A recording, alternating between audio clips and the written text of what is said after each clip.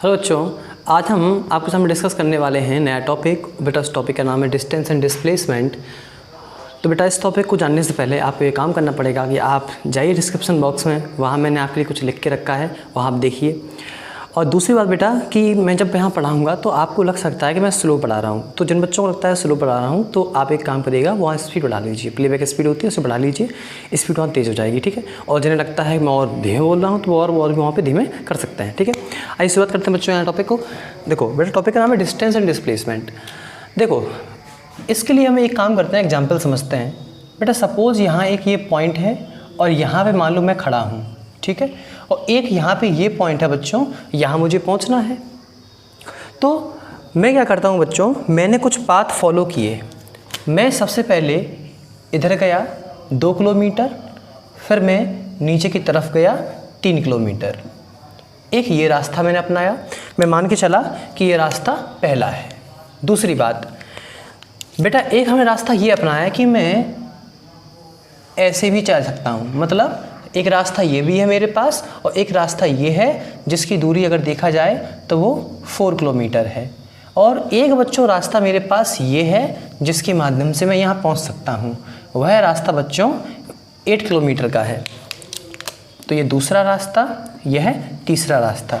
सबसे इम्पॉर्टेंट बात, अगर आप कहीं से चलते हो कहीं पे पहुंचते हो तो उस रास्ते को कवर करने के लिए जितना भी आपने लेंथ को कवर किया होगा, जितना वो अपने दूरी को कवर किया होगा, बच्चों साइंटिस्ट बोलते हैं वो होता है पाथ लेंथ। क्या होता है? पाथ लेंथ होता है, वो होता है पाथ लेंथ। अब बच्चों साइंटिस्ट ने पाथ लेंथ को 2 हिस्सों में बांटा।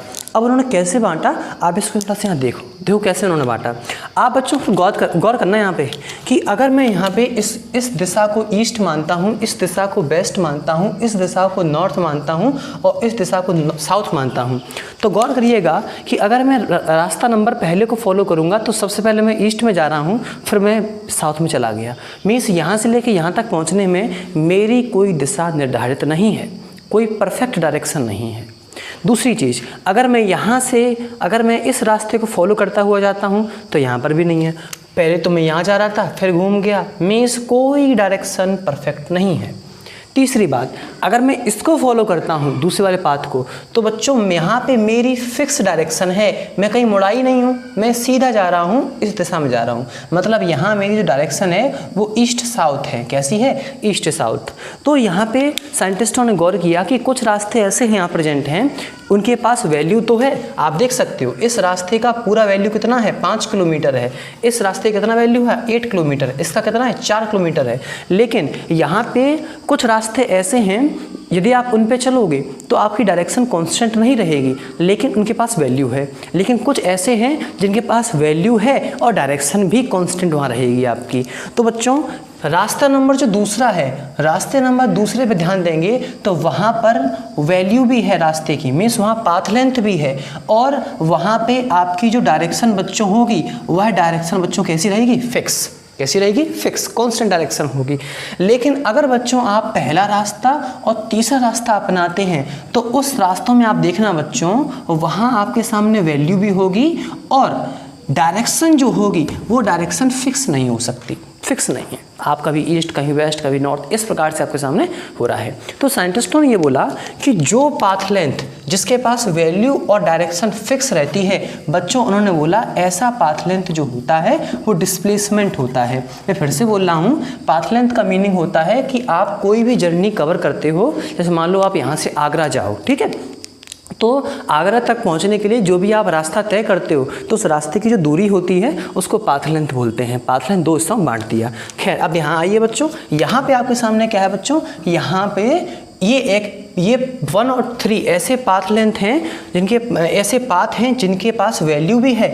इसके पास 5, इसके पास 8, लेकिन यहाँ डायरेक्शन फिक्स नहीं रहेगी। तो बच्चों इसका नाम क्या हो जाएगा? डिस्टेंस हो जाएगा। तो आप ये बच्चों अब एक बात समझिएगा, साइंटिस्टों ने मुझसे क्या बोला कि अंकित जी कि बच्चों को डिस्प्लेसमेंट को और अच्छे से बताओ, तो मैं आपको और अच्छे से इसको बताता हूँ, ठीक है। तो देखो वैसे कि डिस्प्लेसमेंट का परिभाषा तो यही हो गया कि ऐसा पाथ लेंथ जिसमें डायरेक्शन होती है और वैल्यू भी होती है उसको हम डिस्प्लेसमेंट बोलते हैं। पर बच्चों मैं आपको डिस्प्लेसमेंट का कंसेप्ट थोड़ा सा और क्लियर करना चाहता हूँ। देखिए थोड़ा सा आप यहाँ पे देखो, अभी आपने देखा कि ये आपका स्टार्टिंग पॉइंट, ये आपका एंडिंग पॉइंट है। तो इस रास्ते से आपका पूरा 5 पड़ेगा, इस रास्ते से 4 पड़ेगा। लेकिन आप देख सकते हो ये पाथ आपका स्ट्रेट है, पूरा ये स्ट्रेट है, ठीक है। तो कहने का मतलब हुआ यहाँ डायरेक्शन आपकी चेंज नहीं होगी, तो ये डिस्प्लेसमेंट है।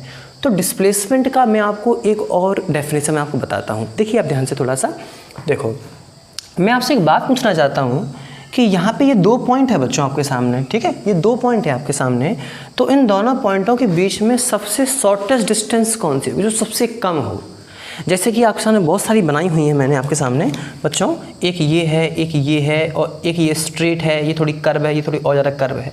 आप खुद गौर कर सकते हो कि 2 पॉइंटों के बीच की जो शॉर्टेस्ट डिस्टेंस है वो स्ट्रेट लाइन होती है।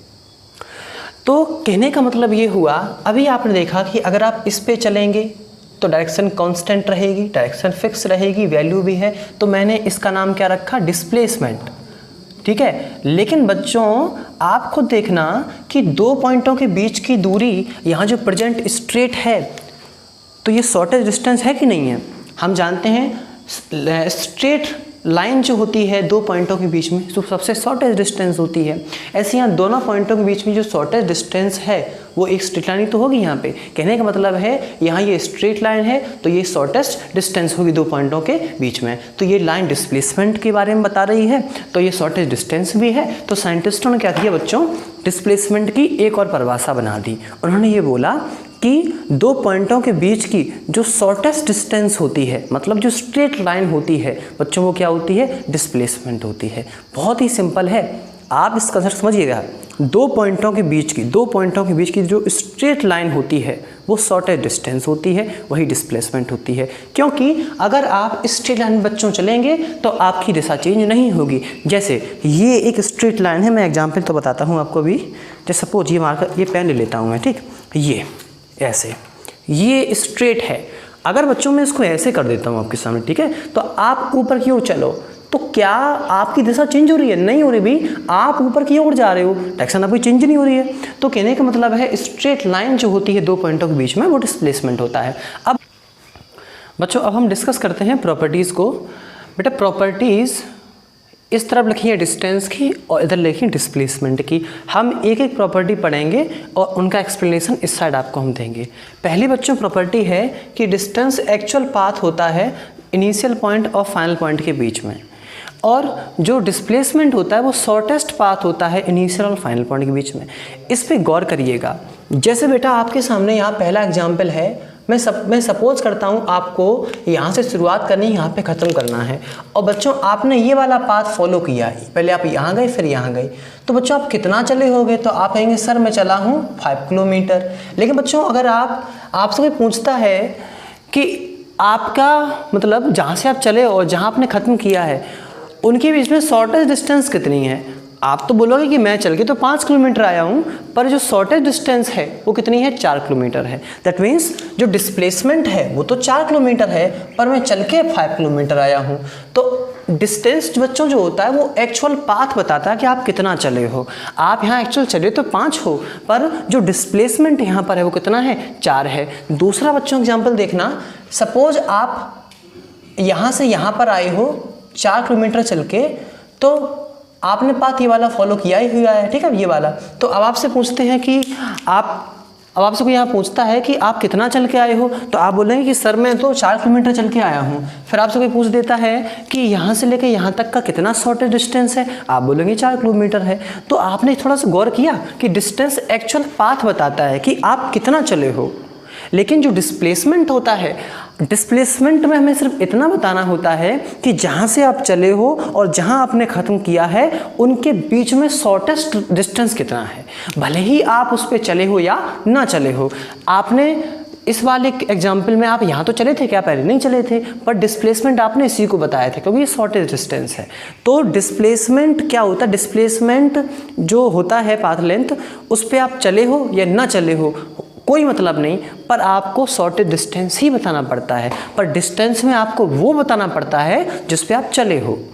ओके, तो आपको क्लियर। अब बच्चों हम समझते हैं दूसरी प्रॉपर्टी। बेटा दूसरी प्रॉपर्टी ये बोल रही है कि डिस्टेंस आपका हमेशा पॉजिटिव रहता है और डिस्प्लेसमेंट आपका पॉजिटिव नेगेटिव जीरो कुछ भी हो सकता है। आइए समझते हैं बच्चे इस चीज़ को। मैंने यहाँ पे एक सिस्टम बनाया हुआ है, ये जो ओरिजिन है हम समझते हैं आपका घर है, और आपके घर से एक पॉइंट है ए, एक पॉइंट है बी, जिसकी दूरी आप समझ सकते हो इतनी है। अब एक बात सपोज करिएगा बच्चों कि अगर आप अभी ए नाम के पॉइंट पर हो तो आपकी दूरी कितनी है घर से 100, मतलब आपकी जो इनिशियल डिस्टेंस है, शुरुआत में जो डिस्टेंस है बच्चों वो कितनी है, तो आंसर है 100। कितनी है 100। तो फिर बच्चों आप क्या करते हो, आप जो है मैं मान के चलता हूँ आप सी नाम के पॉइंट तक पहुँच जाते हो। आप ए से चले और सी नाम के पॉइंट पर पहुँच गए, तो बच्चों आपका जो फाइनल डिस्टेंस होगा वो कितना हो जाएगा। तो शुरुआत में आप 100 पर थे, लेकिन अब कितने पहुँच गए बच्चों, आप 300 पहुँच गए। तो ए और सी के बीच में कितना डिस्टेंस आपने ट्रेवल किया, आप यहीं से यहीं तक तो चले, इतना 100 इतना 300 बचा कितना 200। तो एक्चुअल पाथ जो आपने कवर किया बच्चों, मीन्स जो डिस्टेंस हुआ है वो तो यहाँ 200 है। लेकिन अगर बच्चों हम यहाँ पे डिस्प्लेसमेंट के बारे में बात करें तो यहाँ से लेकर यहाँ तक पूरी लाइन स्ट्रेट है, तो यहाँ से देखा जाए तो ये 200 ही है, तो यहाँ बच्चों डिस्प्लेसमेंट भी कितना हो गया 200। मीन्स अभी आपके सामने डिस्टेंस भी पॉजिटिव, डिस्प्लेसमेंट भी पॉजिटिव। अब यहाँ गेम चेंज होने वाला है, आप गौर करना इस चीज़ पे कि अगर अभी आप सी पे पहुँच गए, आप ए से चले और सी पर पहुँच गए, लेकिन अब आप सी से बी पर लौट कर आइए। तो अगर आप अभी सी पर हैं तो इस वाले केस में आपकी बच्चों जो इनिशियल डिस्टेंस है बच्चों वो कितनी हो जाएगी। आप बोलेंगे सर मेरी 300 है, ओके बहुत बढ़िया। आप बच्चों बी पे आ गए, तो अगर बी पे आए हो तो बेटा आपकी जो फाइनल डिस्टेंस है आपके घर से वो कितनी हो गई बच्चों 200। गौर करना इस चीज़ पे, आप सी पर थे तो आपके घर से कितनी डिस्टेंस थी आपकी 300, लेकिन जब बच्चों आप बी पर आ गए हो तो आपकी कितनी हो गई बच्चों 200। तो फिर अगर हम निकालें अब किसको, डिस्प्लेसमेंट हम लोग कैसे निकालते हैं बेटा, सिंपल सा आंसर है कि दो पॉइंटों के बीच का जो शॉर्टेस्ट डिस्टेंस है वो निकालो, वो होता है। और दूसरा तरीका बेटा ये होता है कि आप फाइनल डिस्टेंस में से घटा दो किसको, इनिशियल डिस्टेंस को, तो आपके सामने बेटा क्या आ जाएगा, डिस्प्लेसमेंट आपके सामने आ जाएगा। But I am saying if you subtract initial distance from the final distance then you will get the displacement. Clear. तो आपके ओरिजिन से बात कर रहा हूं मैं, तो आपके सामने ये था फाइनल, ये था इनिशियल, सॉरी ये था इनिशियल, ये था फाइनल, तो आपने घटा दीजिए, तो फाइनल है 200 और इनिशियल कितनी है 300, तो बच्चों कितनी आई -100। तो ये क्या हो गया आपके सामने, डिस्प्लेसमेंट है, फाइनल माइनस इनिशियल आपने किया तो शॉर्टेस्ट डिस्टेंस आई आपके सामने, तो ये डिस्प्लेसमेंट हो गया। लेकिन बच्चों अगर हम एक्चुअल बात करें, हम चले कितना है, आप गौर करो बच्चों कि जब मैं सी पर था तो मेरी डिस्टेंस कितनी थी 300 थी, और जब बच्चों मैं सी से बी पर आऊँगा तो मैंने 100 और कवर कर लिया। तो आप खुद कहोगे सर मैं जब सी पे था तो 300 पे था, जब मैं सी से बी पर आऊँगा सर मैं 100 और चल दिया हूँ, तो एक्चुअल में चला 400 हूँ, पर डिस्प्लेसमेंट तो कह रहा है -100, वो इसलिए कह रहा है क्योंकि फाइनल माइनस इनिशियल किया हुआ है। क्लियर। तो इस प्रकार से बच्चों डिस्प्लेसमेंट नेगेटिव भी हो सकता है। अब बच्चों बात आती है जीरो की। आप गौर करिएगा, जैसे मान लो आपने यहाँ से शुरुआत करी बच्चों और आप पुनः यहीं पे आ जाते हो, आपका इनिशियल जो पॉइंट था वो ये था। आप जानते हैं अगर मान लो हम यहीं से शुरुआत करते हैं, मैं यहाँ खड़ा हूँ और मैं चलना प्रारंभ करना चाहता हूँ तो मैं अभी जीरो लेके चलूँगा, अब होगा पॉजिटिव। क्लियर। तो गौर करिएगा, यहाँ अभी मेरा इनिशियल पॉइंट ये था और मैं पुनः घूम के यहीं पर आ गया, तो कहने का मतलब मेरा इनिशियल भी यही है और फाइनल भी यही है। तो इनिशियल पॉइंट और फाइनल पॉइंट के बीच की जो शॉर्टेस्ट डिस्टेंस है वो कितनी होगी बच्चों, जीरो हो गई। तो कहने का मतलब डिस्प्लेसमेंट जीरो हो सकता है। तो अगेन शॉर्टेस्ट डिस्टेंस डिस्प्लेसमेंट, और निकालने की जब बात आती है तो फाइनल माइनस इनिशियल करना पड़ता है। क्लियर।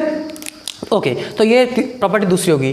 तीसरी बेटा क्या है, स्केलर क्वांटिटी होती है डिस्टेंस और डिस्प्लेसमेंट होती है वेक्टर क्वांटिटी। ऐसा क्यों बच्चों, सुनो, आपने सुना है बहुत सी चीज़ों के बारे में, जैसे वेट होता है, फोर्स होता है, मास होता है, लेंथ होती है, वॉल्यूम होता है, एरिया होता है। बच्चे क्वांटिटीज़ होती हैं, क्या होती हैं, क्वांटिटीज़। तो बेटा फिजिक्स ने क्वांटिटी को दो हिस्सों में बांटा हुआ है। कैसे बांटा है, फिजिक्स ने बोला है कि जिस क्वांटिटी के पास वैल्यू और डायरेक्शन दोनों चीज़ें होंगी वो तो होगी वेक्टर क्वांटिटी, और जिसके पास मात्र वैल्यू होगी डायरेक्शन फिक्स नहीं होगी वो कौन सी होगी, स्केलर क्वांटिटी। जैसे मैं एग्जांपल तो बताता हूँ आपको, मैं आपसे बोलूँ कि राम 40 किलोमीटर पूर्व की तरफ चला, फिर मैं बोल दूँ राम 40 किलोमीटर चला। तो दोनों सेंटेंसों में फ़र्क है।